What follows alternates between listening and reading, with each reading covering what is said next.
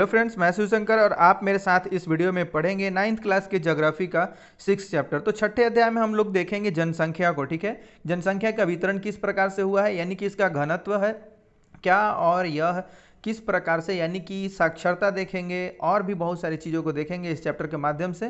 तो चलिए हम देखते हैं क्या कुछ इसमें से निकाल सकते हैं। तो सबसे पहली बात है कि आप मानव बिना क्या इस विश्व की कल्पना कर सकते हैं, यानी कि मानव रहित विश्व की कल्पना कर सकते हैं। सबसे पहला प्रश्न यह उठता है यहाँ पे इस चैप्टर के। इसमें हम देखते हैं कि हम भाई मानव रहित समाज की कल्पना नहीं कर सकते हैं, लेकिन बहुत ज़्यादा मानव भी, बहुत ज़्यादा जनसंख्या भी हमारे लिए क्या है, एक संकट का कारण है। हम देखते हैं कि संसाधनों का उपयोग एवं सामाजिक तथा सांस्कृतिक वातावरण का निर्माण कौन करता है। ठीक है, ये सब मानव करता है। संसाधन का उपयोग भी करता है, सामाजिक तथा सांस्कृतिक वातावरण का निर्माण भी मानव ही करता है। लेकिन सब कुछ, सब हर चीज़ का हर, यानी कि आप देखते हैं कि जो कुछ भी निर्माण हो रहा है, संसाधन का उपयोग हो रहा है, ये मानव ही कर रहा है। लेकिन यही विस्फोटक गति से जनसंख्या जो हमारी बढ़ रही है, वह क्या हो रहा है, इन संसाधनों की कमी हो रही है। ठीक है, मानव के लिए ही यह खतरा बनते जा रहा है। तो बहुत ज़्यादा तेज गति से बढ़ती हुई जनसंख्या क्या है, मानव के लिए ही खतरा है। तो उसको कम करने के लिए बहुत सी, यानी कि योजनाएं भी चलाई जा रही हैं सरकारी माध्यम से। यानी कि शिक्षित किया जा रहा है, लोगों को जागरूक किया जा रहा है कि किस प्रकार से आप संतानों की संख्या कम करके आप उनको सुखी रख सकते हैं, खुश रख सकते हैं, उनको एक अच्छा उज्जवल भविष्य दे सकते हैं। ठीक है, तो अब हम देखते हैं कि समाज एवं अर्थव्यवस्था के विकास में मानव का महत्वपूर्ण योगदान होता है। ठीक है, बहुत अच्छा योगदान होता है। मानव संसाधनों का निर्माण एवं उपयोग तो करते ही हैं, वे स्वयं भी विभिन्न गुणों वाले संसाधन होते हैं। ठीक है, ये क्या होता है, हम देखते हैं कि वो मानव खुद भी बहुत बड़ा संसाधन होता है। ठीक है, एक स्किल्ड जो इंसान होता है वह बहुत बड़ा संसाधन होता है। क्या देखते हैं कि कोयला तब तक चट्टान का एक टुकड़ा था जब तक कि मानव ने उसे प्राप्त करने की तकनीक का आविष्कार करके उसे एक संसाधन नहीं बनाया। यानी कि कोई भी वस्तु है वह तब तक, उसकी कोई वैल्यू नहीं है, कोई संसाधन नहीं है वो, जब तक कि हम उसका उपयोग नहीं करते हैं। ठीक है, हम उसको उपयोग के लायक नहीं बनाते हैं। तो अब हम क्या देखते हैं कि मानव भी बहुत बड़ा संसाधन है। मानव किसी भी वस्तु को संसाधन में बदल सकता है। ठीक है, उसको मानव के हाथ में है कि उसको बहुमूल्य संसाधन के रूप में बदलना है, कि उसको बस ऐसे ही साधारण संसाधन के रूप में रखना है। ठीक है, तो यानी कि हम अपने आवश्यकता के अनुसार संसाधनों का विकास करते रहते हैं। ठीक है, तो अब हम क्या देखते हैं कि प्राकृतिक घटनाएं जैसे बाढ़ या सुनामी जब किसी घनी आबादी वाले गांव या शहर को प्रभावित करते हैं, तब भी वे आपदा बनते हैं। तभी वे जब ये सब मतलब प्रभावित करते हैं, क्योंकि हमें बारिश तो चाहिए भाई, बिना बारिश के क्या होगा, हम खेती नहीं कर पाएंगे। यानी कि ये जल चक्र जो है हमारा पूरा नहीं होगा। ठीक है, पूरी तरीके से कैसे पूरा नहीं होगा, तो जल चाहिए। लेकिन कब तक वो हमारे लिए वर्षा ही होता है, एक सुखद अनुभूति देता है, जब तक वो हमें यानी कि बर्बाद नहीं करता है, हमारे संसाधनों को बर्बाद नहीं करता है, हमारे जो यानी कि जान माल है उनको क्षति नहीं पहुंचाता है। और जैसे ही ये सभी जो प्राकृतिक घटनाएं हैं वो क्षति पहुंचाने लगती हैं, यानी कि मानव के लिए खतरा बनने लगती हैं, हमारी भूमि के लिए खतरा बनने लगती हैं, फसल के लिए खतरा बनने लगती हैं, तो वो क्या हो जाती हैं, आपदा हो जाती हैं। ठीक है, तब वो आपदा हो जाते हैं। नहीं तो ऐसे तो बस एक मामूली प्राकृतिक घटना ही है, लेकिन जैसे ही वो हमें प्रभावित करती हैं, हमारे लाइफ को भी क्षोभित करती हैं, डिस्टर्ब करती हैं, तो वो क्या बनती हैं, आपदा बन जाती हैं। इसके बाद हम क्या देखते हैं कि इसलिए सामाजिक अध्ययन में जनसंख्या एक आधारित तत्व है। ठीक है, समाज का जब हम अध्ययन करते हैं उसमें जनसंख्या एक बेसिक तत्व होता है। ठीक है, उसके बाद यह एक संदर्भ बिंदु है जिससे दूसरे तत्वों का अवलोकन किया जाता है तथा उसके अर्थ एवं महत्व ज्ञात किए जाते हैं। ठीक है, अब संसाधन, आपदा एवं विनाश का अर्थ केवल मानव के लिए ही महत्वपूर्ण है। ये जो 3 टर्म आप देख रहे हैं, संसाधन, आपदा और विनाश, ये किसके लिए हैं, तो ये इनका जो अर्थ है सिर्फ मानव के लिए ही महत्वपूर्ण है, बाकी के लिए यह महत्वपूर्ण नहीं है। उनकी संख्या, वितरण, वृद्धि एवं विशेषताएं या गुण पर्यावरण के सभी अनुरूपों को समझने तथा उनकी विवेचना करने के लिए मूल पृष्ठभूमि प्रदान करते हैं। ठीक है, ये सभी एक मूल पृष्ठभूमि हमें प्रदान करते हैं। इसके बाद क्या हम देखते हैं कि भारतीय जनगणना हमारे देश की जनसंख्या से संबंधित जानकारी हमें प्रदान करती है। ये जो हमारे देश में जनगणना होती है वह क्या करती है, तो जनसंख्या से संबंधित हमें जानकारी देती है। सबसे पहले हम जनसंख्या से संबंधित 3 प्रमुख प्रश्नों पर विचार करेंगे। अब ये 3 प्रश्न क्या हैं, इनको देखते हैं। तो यह देखते हैं कि जनसंख्या का आकार एवं वितरण कैसा है, तो लोगों की संख्या कितनी है तथा वे कहाँ निवास करते हैं। ठीक है, ये इस मतलब पहले बिंदु में हम यह देखते हैं कि जनसंख्या का आकार एवं वितरण क्या है, यानी पहाड़ी इलाके में आप वितरण कुछ और देखेंगे, मैदानी इलाकों में कुछ वितरण और देखेंगे। तो ये जनसंख्या का वहाँ आकार अलग अलग है, उसी को हम क्या कहते हैं, वितरण कहते हैं। जनसंख्या का आकार एवं वितरण यानी कि लोगों की संख्या कितनी है तथा वे कहाँ रहते हैं। अब जनसंख्या जो है क्या है, समतल जो इलाके हैं, मैदानी भाग है, वहाँ पे जनसंख्या ज़्यादा पाई जाती है, वहाँ पे मनुष्य के लिए संसाधन है, यहाँ खेतीबाड़ी के लिए अच्छी भूमि है। तो इससे क्या होता है कि जहाँ पर मनुष्य अपना सुविधा देखता है, जहाँ उसके जीवन यापन के लिए चीज़ें सुविधाजनक होती हैं, वहाँ वो रहना पसंद करता है। ठीक है, क्योंकि इसमें विवेक है। अब जंगली तो हम है नहीं जानवर कि भाई जहाँ भी घना जंगल मिल गया हम वहीं रह लेंगे, हमें बहुत कुछ चाहिए। ठीक है, अच्छा घर चाहिए रहने के लिए, खाने के लिए अच्छी अच्छी चीज़ें चाहिए, तो उसके लिए फसल उगानी पड़ेंगी। ठीक है, तो बहुत सारी चीज़ें, यानी कि विवेकशील प्राणी को ये होता है कि जहाँ भी उसको ज़्यादा चीज़ें मिलती हैं वहाँ वो रहना पसंद करता है, जहाँ उसको सुख सुविधा मिलती है विवेकशील प्राणी को वो वहाँ रहना पसंद करता है। अब क्या देखते हैं दूसरे बिंदु में कि जनसंख्या वृद्धि एवं जनसंख्या परिवर्तन की प्रक्रिया। अब समय के साथ जनसंख्या में वृद्धि एवं इसमें परिवर्तन कैसे हुआ, हम इसको अध्ययन करते हैं। ठीक है, अब जनसंख्या के गुण या विशेषताएं, क्या इसकी विशेषताएं हैं, मतलब इनकी उम्र, लिंगानुपात, साक्षरता स्तर, व्यावसायिक संरचना तथा स्वास्थ्य की जो अवस्था है वो क्या है। इसमें हम देखते हैं कि इनका क्या गुण या विशेषता क्या है, मतलब वहाँ जो लोग रह रहे हैं, हमारे देश में जो लोग रह रहे हैं, भाई वृद्ध रहते हैं कि युवा पीढ़ी रह रही है, कौन से लोग रह रहे हैं। अब उनमें जो लिंगानुपात है, यानी कि कितने पुरुष पर स्त्रियों की संख्या क्या है। ठीक है, यानी 1000 पुरुष पर स्त्रियों की संख्या क्या है, तो ये लिंगानुपात है, मतलब लिंग का अनुपात, जो आप जेंडर का जो भी यानी कि रेशियो होता है उसको हम बोलते हैं। अब साक्षरता स्तर, वहाँ लोग कितने पढ़े लिखे हैं, कितने स्किल्ड हैं, इसको हम देखते हैं। फिर व्यवसायिक संरचना को देखते हैं, वहाँ पर किस प्रकार के लोग यानी कि खेतीबाड़ी से जुड़े हुए हैं, अपना उनका बिजनेस है, नौकरी पेशा में है, किस प्रकार से वो अपना जीविका चलाते हैं, इसको हम देखते हैं। फिर स्वास्थ्य देखते हैं कि वहाँ की जो जनसंख्या है भाई किसी महामारी से तो नहीं गुजर रही, स्वस्थ है, या मतलब वहाँ पर उनके लिए खतरा है कोई। तो इन सभी बातों का हम अध्ययन करते हैं 3 स्तरों पर। ठीक है, अब आगे बढ़ते हैं और देखते हैं कि जनसंख्या का आकार एवं वितरण कैसे हुआ है। उसको देखने के पहले हम ये बॉक्स में पड़ा हुआ जो जनगणना है इसको देख लेते हैं कि क्या है। तो एक निश्चित समय अंतराल में जनसंख्या की आधिकारिक गणना जनगणना कहलाती है। गणना यानी कि उनको गिनना। ठीक है, एक निश्चित समय अंतराल जो कि अमूमन हमारे यहाँ 10 साल पे होता है। ठीक है, अब भारत में सबसे पहले 1872 में जनगणना की गई थी। ठीक है, 1872 में की गई थी, लेकिन क्या हुआ कि 1881 में पहली बार एक संपूर्ण जनगणना की जा सकी। 72 में की तो गई, लेकिन विस्तृत रूप से यह जनगणना जो है वह 1881 में पूरी तरीके से की गई। ठीक है, अब उसी समय से प्रत्येक 10 वर्ष पर जनगणना होती है, यानी कि आप ये कहें दूसरी भाषा में कि दशकीय जनगणना जो है वह प्रारंभ हुई भारत में 1881 ईस्वी में। ठीक है, तो अब हम क्या देखते हैं कि भारतीय जनगणना जनसंख्यांकी, सामाजिक तथा आर्थिक आंकड़ों का सबसे बृहद स्रोत है। ठीक है, ये जनसंख्यांकी जो होता है ये क्या है कि हमारा जनगणना इन सब का एक बृहद स्रोत है। सामाजिक तथा आर्थिक आंकड़ों का जनसंख्यांकी और जो सामाजिक तथा आर्थिक आंकड़े हैं इनका सबसे बड़ा स्रोत होता है, बृहद स्रोत होता है। अब हम आगे बढ़ते हैं और देखते हैं इस टॉपिक को, संख्या का आकार एवं वितरण किस प्रकार से हुआ है। ठीक है, इसका आकार एवं वितरण क्या है, तो भारत की जनसंख्या का आकार एवं संख्या के आधार पर वितरण कैसे है। तो मार्च 2011 तक भारत की जनसंख्या 12,000 मतलब 106 लाख थी। 12,106 लाख मतलब कहने का है कि 1 लाख बराबर कितना होता है और कितना लाख बराबर 1 करोड़ होता है। ठीक है, तो 100,000 बराबर 1 लाख और 100 लाख बराबर 1 करोड़।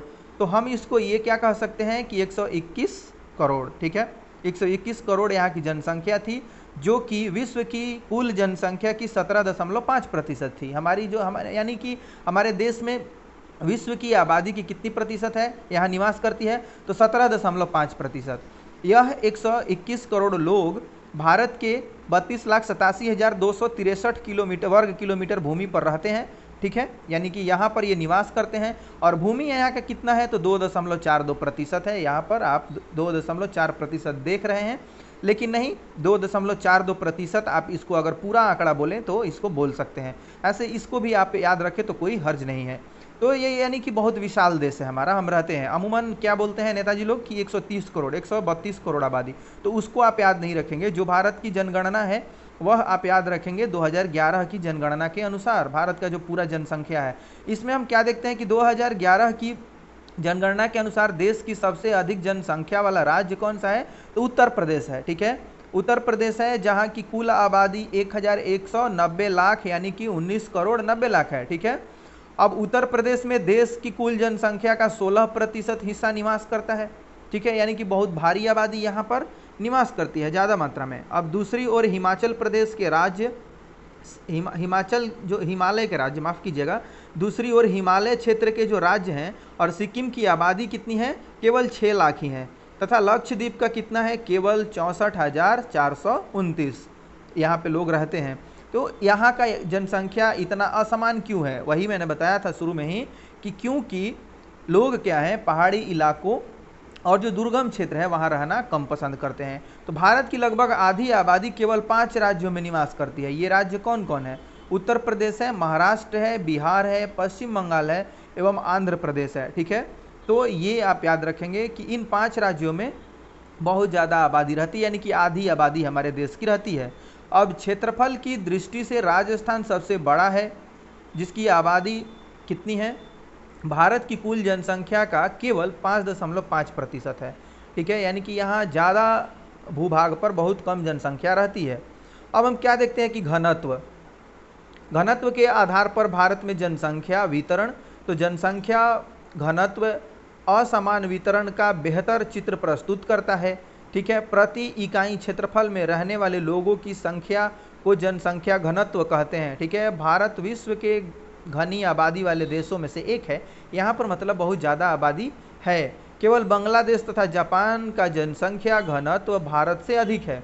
ये जो आप देख रहे हैं, यानी कि हमसे जो ज़्यादा वाले देश हैं जनसंख्या घनत्व वाले, वो कौन कौन से हैं तो बांग्लादेश तथा जापान। केवल बांग्लादेश तथा जापान का जनसंख्या घनत्व भारत से अधिक है। बांग्लादेश एवं जापान का जनसंख्या घनत्व ज्ञात कीजिए। आप ये ज्ञात करेंगे और कमेंट बॉक्स में ज़रूर बताएंगे।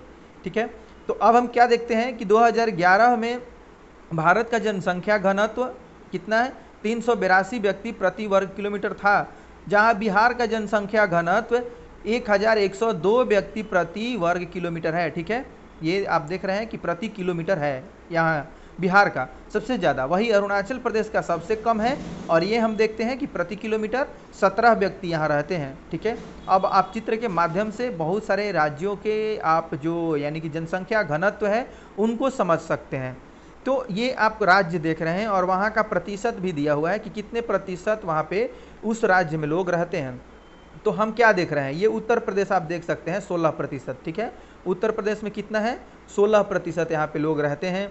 बिहार में 9% लोग रहते हैं, महाराष्ट्र में भी 9% लोग रहते हैं। तो ये हम देखते हैं कि ये सभी क्या है, डेंसली पॉपुलेटेड स्टेट हैं। ठीक है, यहाँ पर घनी आबादी है। अब हम क्या देखते हैं, पश्चिम बंगाल में 8% है, आंध्र प्रदेश में 7% है। ठीक है, सबसे ज़्यादा उत्तर प्रदेश में, महाराष्ट्र में, बिहार में और फिर पश्चिम बंगाल में, फिर आंध्र प्रदेश में देखते हैं। इस प्रकार से आप मध्य प्रदेश में देखते हैं। इस प्रकार से ये हम क्या देखते हैं कि बढ़ते जाता है। ठीक है, घटते जाता है, माफ़ कीजिएगा, बढ़ते से घटते क्रम में है। इधर से ये बढ़ता हुआ आ रहा है एरो। अब इधर से आप देखेंगे तो बढ़ता हुआ जाएगा। अब आप उत्तर प्रदेश को देखा आपने, उसके बाद महाराष्ट्र, बिहार, पश्चिम बंगाल, आंध्र प्रदेश और फिर मध्य प्रदेश, तमिलनाडु, राजस्थान, कर्नाटक, फिर या गुजरात, उड़ीसा, केरल, झारखंड, असम, पंजाब, छत्तीसगढ़। इस प्रकार से आप सभी राज्यों को देख सकते हैं। ठीक है, अब यहाँ हमने क्या देखा था कि विश्व के क्षेत्रफल का 2.4% यानी कि 2.42% जन यहाँ पर ये है भूमि है। ठीक है, अब ये क्या हम देखते हैं कि जनसंख्या कितना है 17.5, बाकी आप देखेंगे तो 82.5 पे पूरी विश्व है। ठीक है, और हमारे पास भूमि बहुत कम है लेकिन जनसंख्या बहुत ज़्यादा है। तो ये चीज़ें हमें ध्यान देनी होंगी, ये बहुत ध्यान देने योग्य बातें हैं। अब हम क्या देखते हैं, देखते हैं कि आंध्र प्रदेश के पुनर्गठन के बाद 2 जून 2014 को तेलंगाना भारत का 29वां राज्य बना। ठीक है, क्या बना? 29वां राज्य बना। लेकिन अब कम हो गए हैं, 28 हो गए हैं। ठीक है, राज्य हो गए 28 और केंद्र शासित प्रदेश हो गए हैं 8। ठीक है, बीच में हो गए थे केंद्र शासित प्रदेश 9, जम्मू कश्मीर और लेह लद्दाख को मिला करके। ठीक है, लद्दाख जो है। तो अब हम क्या देखते हैं कि 5/8/2019 को जम्मू और कश्मीर राज्य को 2 केंद्र शासित प्रदेशों जम्मू और कश्मीर एवं लद्दाख में विभाजित किया गया था। तो ये कितने हो गए थे? यानी कि जम्मू कश्मीर तो घट गया, तो 29 में से 1 घटा 28 हो गया। लेकिन ये पहले कितने थे केंद्र शासित प्रदेश? तो 7 थे। और यहाँ हम देख रहे हैं कि जम्मू कश्मीर और लद्दाख बढ़ गए, 2 बढ़ गए, तो 7 और 2 9 हो गए। लेकिन अभी क्या हुआ फिर कि दादर नगर हवेली और दमन दीव को क्या किया गया? 1 में कर दिया गया है, उनको 1 केंद्र शासित प्रदेश बना दिया गया है। ठीक है, तो अब कितनी हो गई है? राज्यों की संख्या जो है वह 8 रह गई है।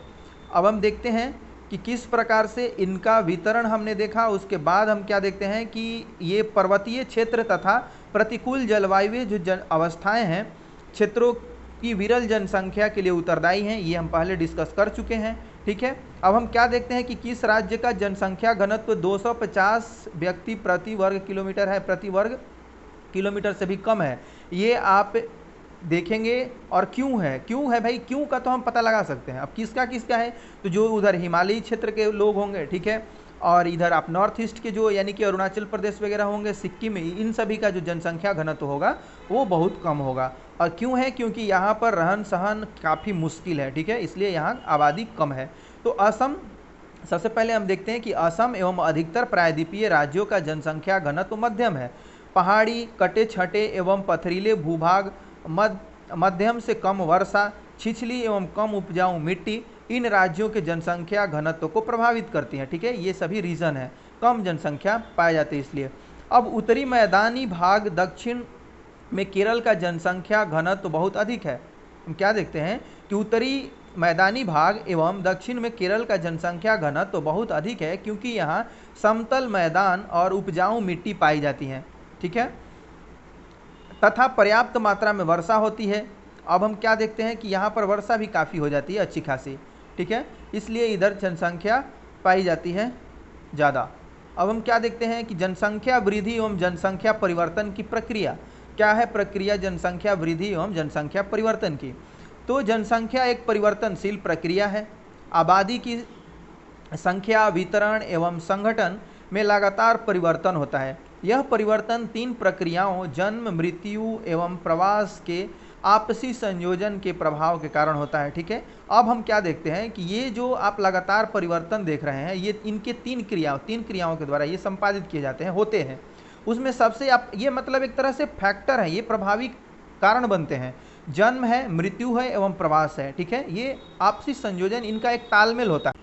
अब हम देखते हैं जनसंख्या वृद्धि। ठीक है, तो जनसंख्या वृद्धि यानी कि जनसंख्या वृद्धि का अर्थ होता है किसी विशेष समय अंतराल में, जैसे 10 वर्षों के भीतर किसी देश राज्य के निवासियों की संख्या में परिवर्तन। यानी कि आज 2011 में जो जनगणना हुई उसमें जनसंख्या क्या है। ठीक है, और जो इसके पहले यानी कि 10 साल पहले 2001 में जो जनगणना हुआ था उसमें क्या थे, क्या जनसंख्या और क्या कुछ वहाँ का जो लिंगानुपात और जो कुछ भी या जनगणना में अमूमन आकलित करते हैं, उनका एक आंकड़ा रखते हैं, उनका जो अंतर होता है वही क्या कहलाता है? वृद्धि कहलाता है, जनसंख्या वृद्धि कहलाता है। यानी कि उस समय, कुछ समय पहले का जो जनसंख्या और अभी कितना है। ठीक है, तो उसमें से हम जिस अभी वाले जनसंख्या से जो माइनस करते हैं और जो बचता है वह क्या होता है? जनसंख्या वृद्धि होता है।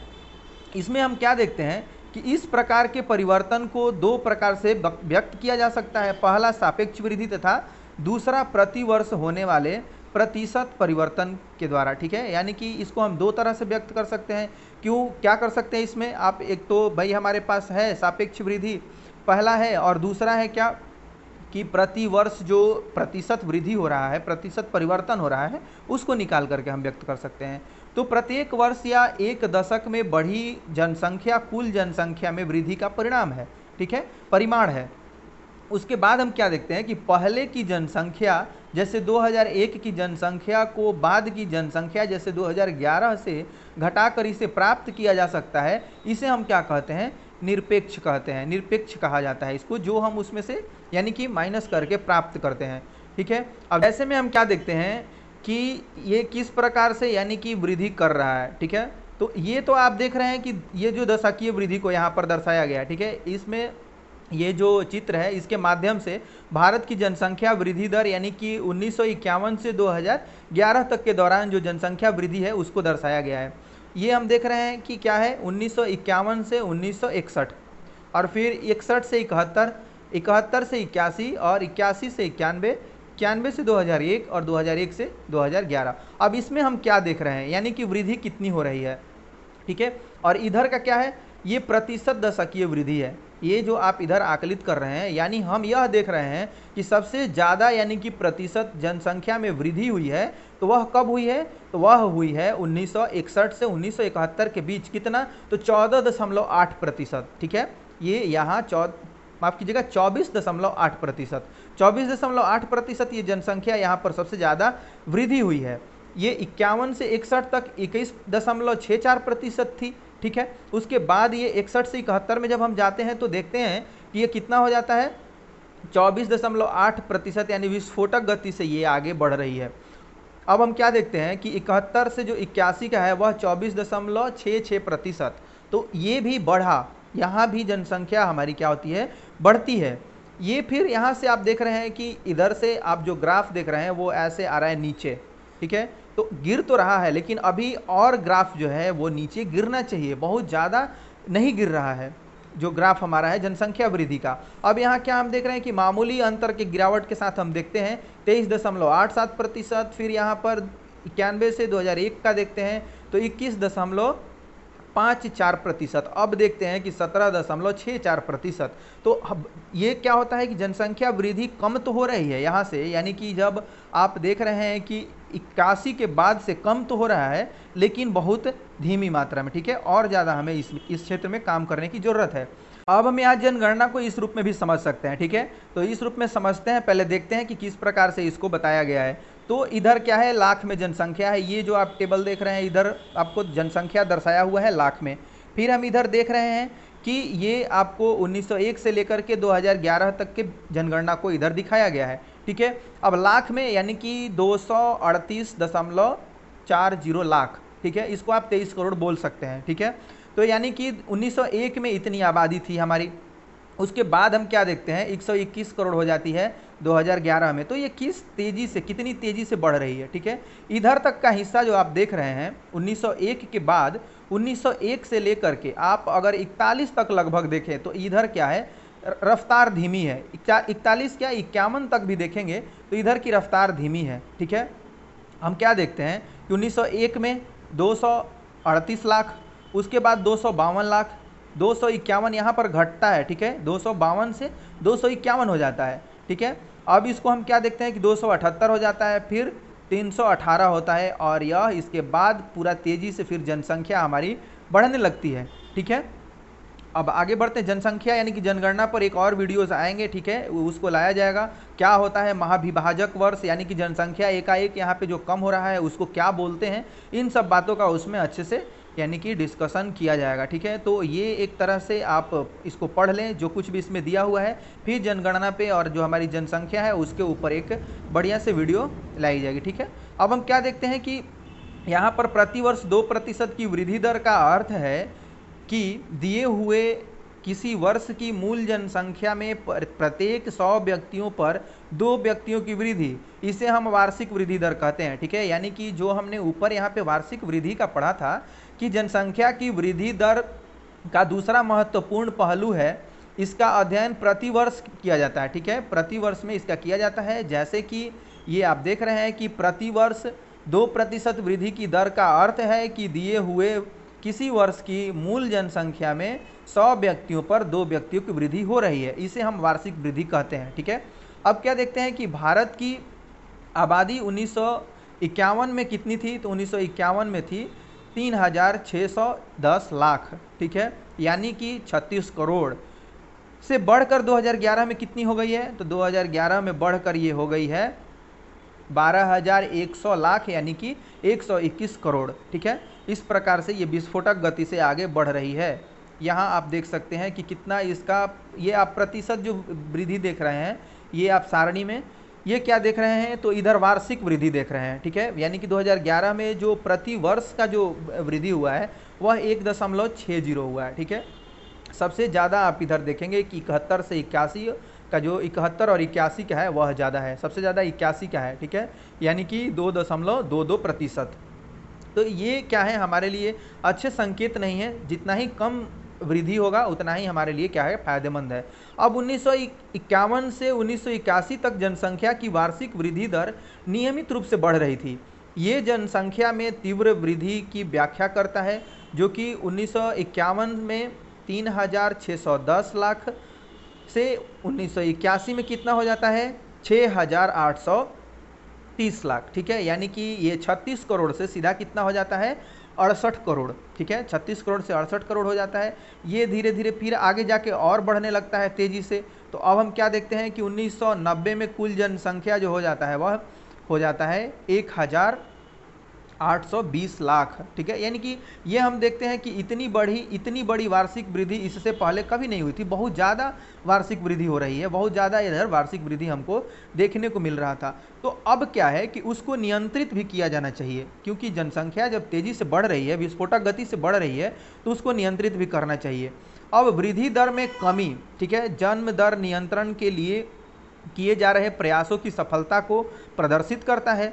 इसके बावजूद जनसंख्या की वृद्धि जारी है तथा 2045 तक हम क्या देखेंगे, भारत की जो आबादी होगी वह चीन को पीछे छोड़ देगी, ठीक है। और विश्व की नंबर 1 आबादी वाला हमारा देश हो जाएगा भारत, ठीक है। हम यानी कि नंबर 1 पर आ जाएंगे, हमारा देश नंबर 1 हो जाएगा आबादी में। ये यानी कि अच्छा नहीं है, क्योंकि रिकॉर्ड बनना अच्छा भी होता है किसी मायने में और किसी मायने में ख़राब भी होता है। तो ये एक ख़राब संकेत है। हम एक बहुत ही मतलब संतोषजनक नहीं, असंतोषजनक यानी कि कार्य में एक मुकाम हासिल करने वाले हैं, क्योंकि ये मुकाम क्या, एक तरह से आप मेरा अपना दुर्भाग्य कहें कि 2045 तक हम चीन को पीछे छोड़ देंगे और सबसे बड़ी जनसंख्या वाला देश बन जाएंगे, ठीक है। अब इस संसाधन का जो हमारे पास रिसोर्स है उस पर भार बढ़ जाएगा, ठीक है। अब क्या है, मानव भी संसाधन है। तो अब क्या होगा, हमें अपना भविष्य संवारने के लिए हमारे जो देश के नीति निर्माता लोग हैं उनको क्या करना पड़ेगा, एक मानव को, जो भी हमारा जनसंख्या है, अगर हमें उनको हमारी भलाई करनी है तो हमें ये करें कि स्किल्ड बनाएं, ठीक है। अब इस जो पूरा जनसंख्या 2045 तक जो हमारी जनसंख्या है वह सबसे ज़्यादा हो जाएगी। तो यानी कि मानो अब इसका निगेटिव पक्ष भी है और पॉजिटिव पक्ष भी है। हर एक सिक्के का क्या होता है, दो पहलू होता है। हम क्या बनने जा रहे हैं, जनसंख्या में सबसे ज़्यादा बनने जा रहे हैं। तो ये हमारे लिए क्या है, एक खराब संकेत है। लेकिन अगर इसको हम अच्छे से लागू करते हैं, नीति अच्छी होती है हमारे लिए, तो इसमें क्या होता है, मानव सबसे बड़ा संसाधन है, तो हम सबसे बड़े संसाधन वाला देश भी बन सकते हैं, ठीक है। यहाँ के मानव को अगर स्किल्ड किया जाए, यहाँ के व्यक्ति को अगर पूरा प्रशिक्षण दिया जाए, प्रशिक्षु बनाया जाए, तो क्या होगा, हम सबसे ज़्यादा सुखी बन सकते हैं। जनसंख्या कोई अभिशाप नहीं है, ठीक है। बस इसको एक अच्छे निर्देश की ज़रूरत है, एक अच्छे नियत की ज़रूरी है, एक अच्छे संकल्प की ज़रूरत है, ठीक है। लेकिन हमें करना क्या चाहिए, हमें कंट्रोल करना चाहिए जनसंख्या को, ठीक है। अब ये तो है कि भाई जब बढ़ रही है और जनसंख्या जब बढ़ ही गई है, उसके लिए क्या कुछ अच्छा किया जा सकता है, उसके लिए मैंने उपाय बताया, ठीक है। और ये उपाय मैंने क्या बताया, सभी लोग जानते हैं कि ये मानव संसाधन है, हम बार बार पढ़ रहे हैं, ठीक है। हम तो कुछ ज़्यादा विकास भी हमारा हो चुका है, हम ज़्यादा यानी कि क्लास पढ़ चुके हैं, तो ये हो गया है। लेकिन ये जो चीज़ें दी हुई हैं कि मानव क्या है, संसाधन है, ये तो 9th क्लास और 8th क्लास का है। तो ये बच्चा भी जानेगा कि हम एक क्या है, संसाधन है। तो हमारा यानी कि संसाधन के रूप में अच्छा इस्तेमाल होना चाहिए। हम संसाधन के रूप में किस तरीके से अच्छे से काम आ सकते हैं, ये कोई बड़ी बात नहीं है इसको समझना, ठीक है। तो अब हम क्या देखते हैं कि जनसंख्या वृद्धि परिवर्तन की प्रक्रिया क्या है। तो जनसंख्या में होने वाले परिवर्तन की 3 मुख्य प्रक्रियाएं हैं, जन्म दर, ठीक है, मृत्यु दर एवं प्रवास। ये हम पहले भी पढ़ चुके हैं। अब जन्म दर एवं मृत्यु दर के बीच अंतर जो होता है वह जनसंख्या की प्राकृतिक वृद्धि है। इस पर भाई आप इसको ऐसे ही अचानक घटा बढ़ा नहीं सकते हैं। अब एक वर्ष में प्रति 1000 व्यक्तियों में जितने जीवित बच्चों का जन्म होता है उसे हम जन्म दर कहते हैं, ठीक है। ये आप समझ लीजिए कि 1000 बच्चों की जन्म होती है, उसमें से जितने जीवित रह जाते हैं वो क्या कहलाता है? जन्म दर कहलाता है। यह वृद्धि का एक प्रमुख घटक है क्योंकि भारत में हमेशा जन्म दर मृत्यु दर से अधिक रहा है, यानी कि जन्म लेने वाले बच्चे जो हैं वो ज़्यादा जीवित रहते हैं, ये अच्छी बात भी है। ठीक है, अब हम क्या देखते हैं, एक वर्ष में प्रति 1000 व्यक्तियों में मरने वालों की संख्या को मृत्यु दर कहते हैं। ठीक है, यहाँ ये क्या देखने वाली बात है कि वर्ष में प्रति 1000 व्यक्ति, यानी कि 1000 व्यक्ति हैं, अब उसमें से मृत्यु कितने की होती है वो क्या कहलाता है? जितने लोगों की मृत्यु होती है वह मृत्यु दर कहलाता है। ठीक है, अब मृत्यु दर में तेज गिरावट भारत की जनसंख्या में वृद्धि की दर का मुख्य कारण है, यानी कि जितने कम लोग मरेंगे जनसंख्या क्या होगा? बढ़ेगी भाई, क्योंकि उसमें से बढ़ तो रहा है ये सबको पता है, अब उसमें से कुछ घटेगा ही नहीं, तो यानी कि क्या होगा? और तेजी से बढ़ेगा ना, तो उसी तेजी से ये बढ़ रहा है क्योंकि मृत्यु दर लगातार क्या हो रहा है? घट रहा है, मृत्यु दर में लगातार गिरावट आ रही है। अब हम क्या देखते हैं कि जनसंख्या वृद्धि का तीसरा घटक प्रवास है। लोगों का एक क्षेत्र से दूसरे क्षेत्र में चले जाने को हम प्रवास कहते हैं। प्रवास आंतरिक यानी कि देश के भीतर या अंतर्राष्ट्रीय देशों के बीच हो सकता है। ठीक है, तो क्या होता है कि यदि हम भाई अब अपने ही देश में रहते हैं तो इसमें तो कोई, इस जनसंख्या का जो घनत्व है उस पर तो कोई फर्क नहीं पड़ेगा, लेकिन अगर हम कहीं और जा करके रहते हैं और वहाँ अपना एक परमानेंट रेसिडेंस बना लेते हैं तो वो क्या होगा? यहाँ की जनसंख्या क्या होगी? कुछ कम होगी, तो ये क्या कहलाता है? एक प्रवास कहलाता है। अब हम देखते हैं कि भारत में अधिकतर प्रवास ग्रामीण से शहरी क्षेत्रों की ओर होता है। ठीक है, क्योंकि ग्रामीण क्षेत्रों में अपकर्षण यानी कि पुश के कारण प्रभावी होते हैं। ठीक है, ये ग्रामीण क्षेत्र में गरीबी एवं बेरोजगारी की प्रतिकूल अवस्थाएं हैं। क्योंकि पुश क्यों होता है? वहाँ से लोग निकलते क्यों हैं? वहाँ से इसलिए निकलते हैं क्योंकि वहाँ क्या है? रोजगार नहीं है, गांव में खेती पर निर्भर हैं लोग, तो खेती कितना करेंगे? एक परिवार में यानी कि जनसंख्या बढ़ी है तो एक परिवार में कमाने वाला कृषि कितना कर पाएगा? कमाने वाले कम और खाने वाले ज़्यादा हैं, तो वहाँ से क्या होता है? पलायन होता है, ये क्या होता है? पुश होता है। अब ये ग्रामीण क्षेत्र में गरीबी एवं बेरोजगारी की प्रतिकूल अवस्थाएं हैं। ठीक है, अनुकूल अवस्थाएं नहीं है, तथा नगर का अभिकर्षण होता है कि नगर की ओर लोग खींचे आते हैं, यानी कि पुल होता है वहाँ पर, और प्रभाव रोजगार में वृद्धि एवं अच्छे जीवन स्तर को दर्शाता है। ठीक है, यानी कि जब शहरीकरण हो रहा है तो ये आपके अच्छे जीवन स्तर को दर्शा रहा है। अब हम क्या देखते हैं कि प्रवास जनसंख्या परिवर्तन का एक महत्वपूर्ण घटक है। क्या है? जनसंख्या परिवर्तन का एक महत्वपूर्ण घटक है।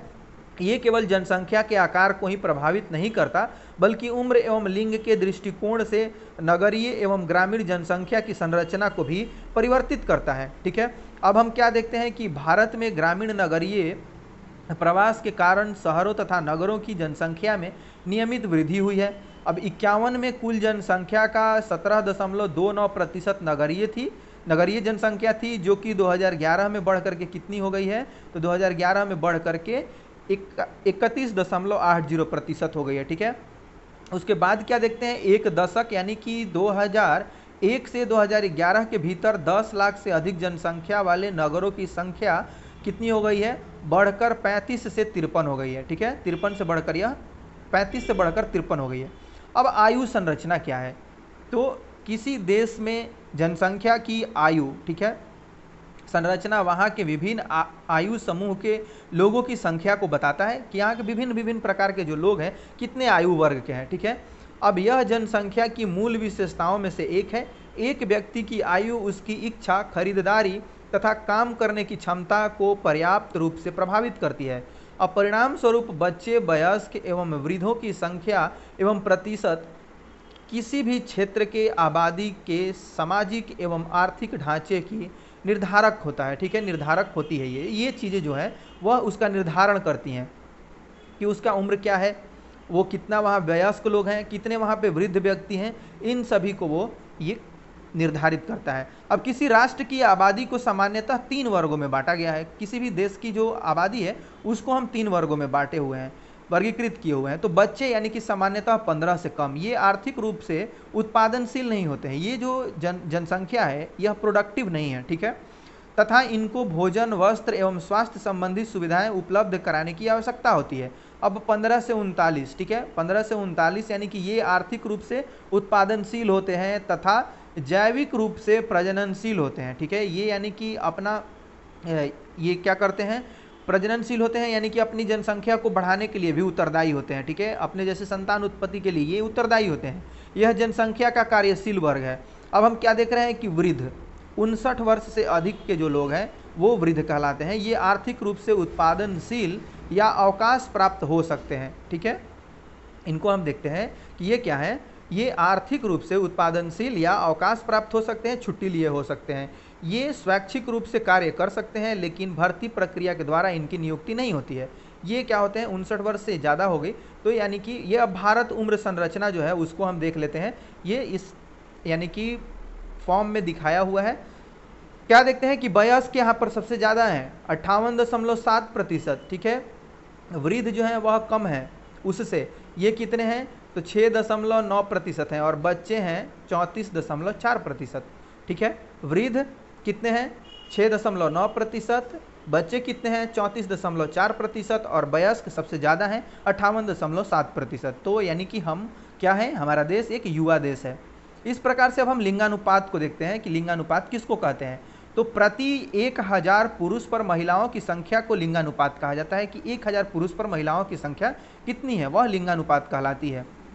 यह जानकारी किसी दिए गए समय में समाज में पुरुषों एवं महिलाओं के बीच समानता की सीमा मापने के लिए क्या होता है, एक महत्वपूर्ण सामाजिक सूचक होता है। ठीक है, देश में लिंग अनुपात प्रायः महिलाओं के पक्ष में नहीं होता है। ये जो यानी कि रेशियो जो है वह इतना यानी कि घट जाता है या बढ़ जाता है, वह महिलाओं के पक्ष में नहीं होता है। देश में लिंगानुपात प्रायः महिलाओं के पक्ष में नहीं होता है। ये ऐसा क्यों होता है, ऐसा आप क्यों होता है इसका पता लगाइए। और ये आप देखिए कि 1951 से 2011 के बीच लिंगानुपात क्या है उसको इस सारणी में दर्शाया गया है। हम यह देखते हैं कि 51 में कितना था 946, यानी कि 1000 पुरुष पर महिलाओं की संख्या 946 थी। अब हम क्या देखते हैं कि ये सबसे कम कब होता है, सबसे कम हो रहा है ये 1991 में। यहाँ पर कितना है 931 है। ठीक है, ये आप देखेंगे 931 है, फिर 2001 में भी 933 है, फिर यहाँ पर देखते हैं कि 71 में 930 है। तो 29 2001 में माफ़ कीजिएगा 1991 में, और 2991 में, और आप देख रहे हैं 30 कब है तो 71 में है। तो इस प्रकार से ये सभी जो चीज़ें हैं वो अच्छी नहीं है हमारे लिए। अभी थोड़ी वृद्धि हुई है, 33 से हम 43 तक पहुँचे हैं। 2001 के बाद 2011 में हम 33 से कितना पहुँचे हैं, 43 पहुँचे हैं, 943 तक पहुँचे हैं। अब हम क्या देखते हैं कि केरल में प्रति 1000 पुरुषों पर महिलाओं की संख्या 1084 है। ठीक है, और पुदुचेरी में कितना है तो प्रति 1000 पर जो महिलाओं की संख्या है वह कितनी है तो 1038 है। ठीक है, जबकि दिल्ली में बहुत कम है, ये आप देख लीजिए। हरियाणा में भी कम है, हरियाणा में 1000 पुरुषों पर कितना है तो 1000 पुरुषों पर ये हैं दिल्ली में 866, और हरियाणा में आपको 877। ठीक है, 877 हरियाणा में है। तो इस प्रकार से ये सभी जो राज्य हैं यहाँ पर लिंगानुपात बहुत कम है, हरियाणा और आप दिल्ली को देख रहे हैं। ठीक है, तो वो एक केंद्र शासित प्रदेश है दिल्ली, जबकि हरियाणा क्या है राज्य है। उन दोनों का आप देख सकते हैं बहुत कम है, राज्य में एक का बहुत कम है और एक का केंद्र शासित प्रदेश में बहुत कम है। अब हम क्या देखते हैं कि साक्षरता दर, साक्षरता दर क्या होता है तो साक्षरता किसी जनसंख्या का बहुत ही महत्वपूर्ण गुण है। ठीक है, ये प्रॉपर्टीज है। स्पष्टतः केवल एक शिक्षित और जागरूक नागरिक ही बुद्धिमत्तापूर्ण निर्णय ले सकता है तथा शोध एवं विकास के कार्य कर सकता है। ठीक है, एक साक्षर व्यक्ति बहुत सारे चीज़ों में यानी कि आपके जो देश में नीति बनाई जाती है उसको लागू करने में साक्षर पुरुष का बहुत ज़्यादा योगदान होता है।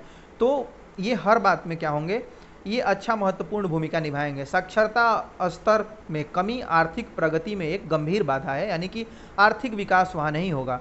2011 की जनगणना के अनुसार एक व्यक्ति जिसकी आयु 7 वर्ष या उससे अधिक है, जो किसी भी भाषा को समझकर लिख या पढ़ सकता है, उसे साक्षर की श्रेणी में रखा जाता है। ठीक है, 7 वर्ष से ऊपर का व्यक्ति है और क्या है वह किसी एक भाषा को लिख या पढ़ करके समझ सकता है, उसको हम साक्षर कहते हैं।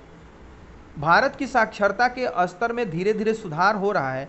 2011 की जनगणना के अनुसार देश की साक्षरता दर 73%, जबकि पुरुषों की साक्षरता दर 80.9% एवं महिलाओं की साक्षरता दर 64.6% है। ठीक है, इसको आप याद रखेंगे, इन सभी को आप जरूर नोट कर लेंगे। अब हम क्या देखते हैं, आर्थिक जो व्यवसायिक जो संरचना है उसको देखते हैं। आर्थिक रूप से क्रियाशील जनसंख्या का प्रतिशत विकास का एक महत्वपूर्ण सूचक है। ठीक है, अब विभिन्न प्रकार के व्यवसायों के अनुसार किए गए जनसंख्या के वितरण को व्यवसायिक संरचना कहा जाता है। विभिन्न प्रकार के जो व्यवसाय हैं वो आप करते हैं, ये क्या होता है, एक व्यवसायिक संरचना होता है जो वहाँ की जनसंख्या के वितरण के अनुसार इसको किया जाता है।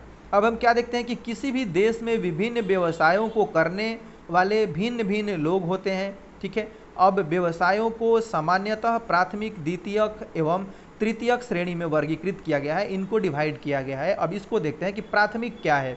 तो इनमें कृषि, पशुपालन, वृक्षारोपण एवं मछली पालन तथा खनन आदि प्रक्रियाएं शामिल हैं, ठीक है।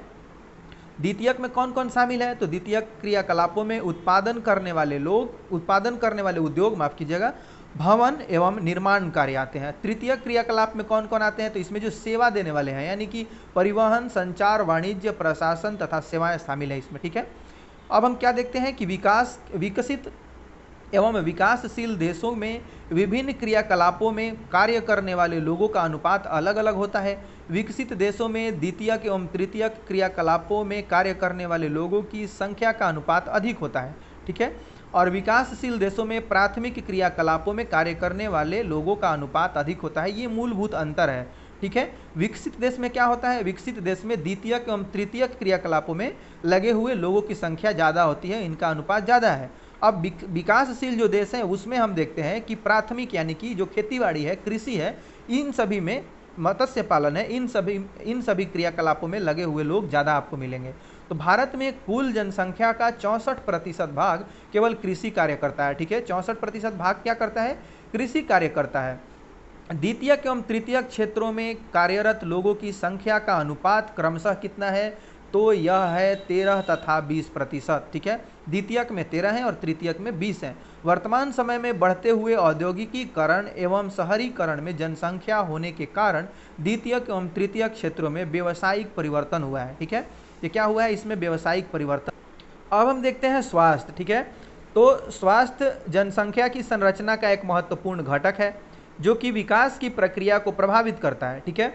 अब सरकारी कार्यक्रमों के निरंतर प्रयास के द्वारा भारत की जनसंख्या के स्वस्थ स्तर में महत्वपूर्ण सुधार आया है, ठीक है। महत्वपूर्ण सुधार हुआ है, इसमें लोग ज़्यादा अब स्वस्थ रहने लगे हैं क्योंकि बहुत सारे इसके लिए योजनाएं चलाई जा रही हैं, ठीक है। अब इसमें बहुत सारे टीकाकरण अभियान चलाए जा रहे हैं, ठीक है। यानी कि पोलियो से मुक्त करने के लिए, खसरा से मुक्त करने के लिए, टीबी से मुक्त करने के लिए बहुत सारी योजनाएं चलाई जा रही हैं, ठीक है। स्वास्थ्य मंत्रालय द्वारा और परिवार कल्याण मंत्रालय के द्वारा लोगों को स्वस्थ बनाने के लिए। तो इन सभी का जो प्रभाव है वह सकारात्मक देखने को मिल रहा है क्योंकि लोगों का जो जीवन है वह स्वस्थ हो रहा है धीरे धीरे। अब मृत्यु दर जो 51 में प्रति 1025 थी वह 2011 में घटकर कितनी हो गई है, तो वह 7.2 रह गई है, ठीक है। यानी कि बहुत ज़्यादा इसमें गिरावट हुआ है। अब औसत आयु जो कि 51 में 36, ठीक है, 36.7 वर्ष थी, वही अब बढ़ करके क्या हो गया है, 2012 में यह हो गया है 67.9, ठीक है, 67.9 वर्ष। अब कहाँ पहले लोग 36.5 साल जीते थे, अब लगभग ये 68 साल जी रहे हैं, उसमें आप बहुत अंतर देख रहे हैं, ठीक है। ये क्या है, इन सभी योजनाओं के सकारात्मक परिणाम ही हैं। महत्वपूर्ण सुधार बहुत से कारकों जैसे जन स्वास्थ्य, संक्रामक बीमारियों से बचाव एवं रोगों के इलाज में आधुनिक तकनीकों का प्रयोग के परिणाम स्वरूप हुआ है। इस प्रकार से बहुत सारे मतलब आपके जो प्रौद्योगिकी का विकास भी हुआ है, बहुत सारे टेक्नोलॉजी नए नए आए हैं, ठीक है। पहले क्या होता था, टीबी होने का मतलब कि आपको मरना है, तय है, ठीक है। उसके बाद अभी थोड़ा क्या हुआ है, कैंसर से लोगों में डर हुआ है, लेकिन उसमें भी बहुत ज़्यादा टेक्नोलॉजी ने विकास किया है। थेरेपी वगैरह करके, कीमोथेरेपी, रेडियोथेरेपी, बहुत सारे थेरेपी आ गए हैं जिनसे लोग बच जाते हैं अगर सही समय पर पता चल जाता है तो, ठीक है। अब जागरूक फैला करके लोगों को जो संक्रमण की बीमारियां होती थी पहले, अब उनको कम किया जा रहा है, धीरे धीरे बहुत कम हो गए हैं, लोग शिक्षित हो रहे हैं, जागरूक हो रहे हैं। अब हम क्या देखते हैं कि भारत की जनसंख्या का सबसे महत्वपूर्ण लक्षण इसकी किशोर जनसंख्या का आकार है। यह भारत की कुल जनसंख्या का 5वां भाग है, ठीक है। जो किशोर हैं वो पूरे जनसंख्या में अपना 5वां भाग रखते हैं। किशोर प्रायः 10 से 19 वर्ष की आयु के होते हैं। ये भविष्य के सबसे महत्वपूर्ण मानव संसाधन है, ठीक है। यानी कि जो बच्चे हैं वो क्या हैं, भारत के भविष्य हैं, किसी देश के भविष्य हैं। अब किशोरों के लिए पोषक तत्वों की आवश्यकताएं बच्चों तथा वयस्कों से अधिक होती है। इनके लिए क्या चाहिए, न्यूट्रिशन ज़्यादा चाहिए क्योंकि उनका शारीरिक और मानसिक विकास उसी पर निर्भर करता है। अब हम क्या देखते हैं, राष्ट्रीय जनसंख्या नीति। तो तो परिवारों के आकार को सीमित रखकर एक व्यक्ति के स्वास्थ्य को क्या किया जाता है, स्वास्थ्य एवं कल्याण को सुधारा जा सकता है। इस तथ्य को ध्यान में रखते हुए भारत सरकार ने 1952 में एक व्यापक परिवार नियोजन कार्यक्रम को प्रारंभ किया था। ठीक है, अब परिवार कल्याण कार्यक्रम जिम्मेदार तथा सुनियोजित पितृत्व को बढ़ावा देने के लिए कार्यक्रम है, ठीक है, कार्यरत है। राष्ट्रीय जनसंख्या नीति 2000 कई वर्षों से नियोजित प्रयासों का परिणाम है। ठीक है, पहले क्या था कि भाई कुछ तो कार्यक्रम होते रहते थे, ठीक है, अब उसमें से परिवार नियोजन बहुत सारे ऐसे कार्य थे जो किए जाते थे। अब क्या है, ये जनसंख्या नीति को लाया गया है, जो आप हम देख रहे हैं राष्ट्रीय जनसंख्या नीति। राष्ट्रीय जनसंख्या नीति 2000, ठीक है, ये क्या है इसको देखते हैं कि 14 वर्ष से कम आयु के बच्चे को निःशुल्क शिक्षा प्रदान करना। ठीक है, अब शिशु मृत्यु दर को क्या करना है, ये प्रति 1000 में 30 से कम करना। अब व्यापक स्तर पर टीकारोधी बीमारियों से बच्चों को छुटकारा दिलाना। ठीक है, ये सभी इसके कार्य हैं। अब हम क्या देखते हैं कि लड़कियों की शादी की उम्र को बढ़ाने के लिए प्रोत्साहित करना तथा परिवार नियोजन को एक जन केंद्रित कार्यक्रम बनाने के लिए नीतिगत ढांचा प्रदान करना। ये सभी क्या है, इसके हिस्से हैं राष्ट्रीय जनसंख्या नीति 2000 के। तो इसमें क्या है, बहुत सारी चीज़ें हैं। तो इसमें आप यह देख रहे हैं कि लोगों को शिक्षित बनाना, 14 वर्ष से जो कम आयु के लोग हैं उनके लिए निःशुल्क शिक्षा देना, शिशु दर जो है मृत्यु दर उसको कम करना, प्रति 1000 में 30 करना। ठीक है, व्यापक स्तर पर टीकारोधी बीमारियों से बच्चों को छुटकारा दिलाना। बहुत सारी यानी कि योजनाएं चल रही हैं जो कि टीका बच्चों को दे करके उन बीमारियों से छुटकारा दिलाने का कार्य कर रही हैं। अब लड़कियों की शादी की उम्र है उसको बढ़ाने के लिए क्या करना है, प्रोत्साहित करना। अब परिवार नियोजन जो कि यानी कि आप ये जागरूक करें कि अपने बच्चे को, अपना मतलब जो परिवार है उसको छोटा रखें, ठोस रखें। ठीक है, तो राष्ट्रीय जनसंख्या नीति 2000 ने किशोरियों की पहचान जनसंख्या के उस प्रमुख भाग के रूप में की जिस पर बहुत ध्यान देने की आवश्यकता है। अब हम क्या देखते हैं कि पौषणिक आवश्यकताओं के अतिरिक्त इस नीति में अवांछित गर्भधारण और यौन संबंधों से प्रसारित बीमारियों से किशोर किशोरियों की संरक्षा जैसी अन्य महत्वपूर्ण आवश्यकताओं पर भी जोर दिया गया है। ठीक है, यानी कि बहुत सारी चीज़ें हैं जिसको इसमें शामिल की गई हैं। ठीक है, अब हम क्या देखते हैं कि इसके द्वारा ऐसे कार्यक्रम चलाए गए हैं, इसके द्वारा बहुत सारे ऐसे कार्यक्रम चलाए जा रहे हैं जिनका उद्देश्य क्या है, देर से विवाह और देर से संतानोत्पत्ति यानी कि देर से बच्चे को जनना। ठीक है, इसके लिए प्रोत्साहित किया जा रहा है। अब किशोर किशोरियों को असुरक्षित यौन संबंध के कुप्रभावों के बारे में शिक्षित करना। ठीक है, क्या इसके दुष्परिणाम हो सकते हैं, गर्भ निरोधक सेवाओं को पहुंच और खरीद के भीतर बनाना। मतलब ये जो चीज़ें हैं किसी भी इंसान के झिझक और बहुत ज़्यादा दूर है उसको नज़दीक करना। ठीक है, ये प्राथमिक स्वास्थ्य केंद्रों में इसको अवेलेबल कराना, इस तरह से इसको किया गया है। अब खाद्य संपूरक और पौषणिक सेवाएं उपलब्ध कराना और बाल विवाह को रोकना, कानून को सुदृढ़ बनाना, ये सभी इसके अंतर्गत आते हैं। किसी भी राष्ट्र के लिए वहाँ के लोग बहुमूल्य संसाधन होते हैं। एक शिक्षित एवं स्वस्थ जनसंख्या ही कार्यक्षम शक्ति प्रदान करती है। ठीक है, यानी कि आप जनसंख्या है, बहुत सारी जनसंख्या है तो वो तो एक दूसरी बात है, लेकिन अब इसको हम क्या कर सकते हैं, स्किल्ड बना करके इसका उपयोग एक संसाधन के रूप में कर सकते हैं। तो मानव क्या है, एक बहुत बहुमूल्य संसाधन है और एक शिक्षित एवं स्वस्थ जनसंख्या ही कार्यक्षम शक्ति प्रदान कर सकती है। ठीक है, तो इस प्रकार से यह चैप्टर पूरा समाप्त हो चुका है और आप बहुत ही धैर्य के साथ, बहुत ही एकाग्रता के साथ इस वीडियो को देखें। आपका बहुत बहुत धन्यवाद। मिलते हैं नेक्स्ट वीडियो में।